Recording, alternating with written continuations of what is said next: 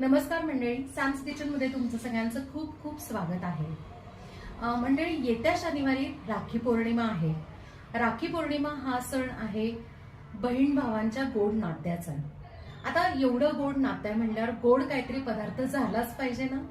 म्हणूनच आज आपण अगदी झटपट गॅस न वापरता मस्तपैकी 5 ते 10 मिनिटात होणारा मस्त पदार्थ करणार आहोत। छान बर्फीचा प्रकार आहे, त्याचे नाव आहे पिस्ता मलाई रोल। मैत्रिणींनो, जर भावांकडनं तुम्हाला काही शाही गिफ्ट हवा असेल तर नक्की त्यांच्यासाठी खास ही शाही पिस्ता मलाई रोल बर्फी करा। जोक्स अपार्ट, या खास गोड नात्यासाठी काहीतरी शाही गोड असं स्वीट झालंच पाहिजे ना।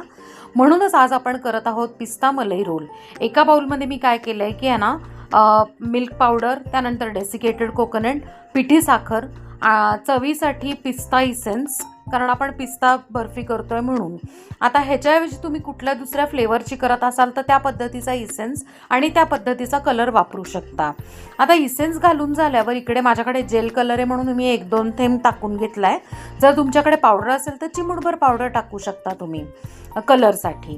त्यानंतर गोळा छानपैकी मळून घ्यायचा आहे, 1-1 चमचा दूध असा हळूहळू यूज करून। काय होतं की अंदाज असा पटकीने सांगता येत नाही म्हणून 1-1 चमचा हळूहळू यूज करायचा आहे। गोळा मळून झाला की चिकटपणा घालवण्यासाठी आपण थोडंसं तूप घालून घेतलं आणि परत गोळा मळून घ्यायचा। आता इकडे काय केलं आहे की आपण एका रॅपिंग पेपर किंवा बटर पेपरला थोडं तूप लावून घ्यायचं। त्यानंतर जसं व्हिडिओमध्ये दाखवला तसा रोलचा शेप करायचा आणि क्रश केलेले पिस्ता त्याला लावून घ्यायचे। त्यानंतर हा रोल आहे ना या पेपरमध्ये छान गुंडाळायचा आणि अर्धा तास फ्रीजमध्ये ठेवायचा।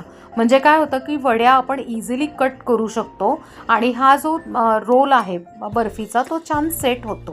यासाठी अर्धा तास झाल्यानंतर मस्तपैकी आहे ना, तुम्हाला जसं आवडेल तशा आहे ना बर्फी कट करून घ्यायची रोलची आणि मस्तपैकी आहे ना सर्व करू शकता तुम्ही। आणि ही जी बर्फी आहे ती फ्रीजमध्ये अंदाजे 3 ते 4 दिवस टिकते।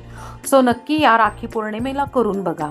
इवन अदरवाईज वर्षभर सण असतात किंवा काही छोटे फंक्शन्स असतात त्यावेळेला सुद्धा ही तुम्ही ना एक छोटंसं स्वीट म्हणून सुद्धा ही बर्फी करू शकता आणि सर्व करू शकता। तुम्हालाही केल्याचा आनंद होईल आणि पाहुण्यांना खाऊ घालण्याचा आनंद होईल।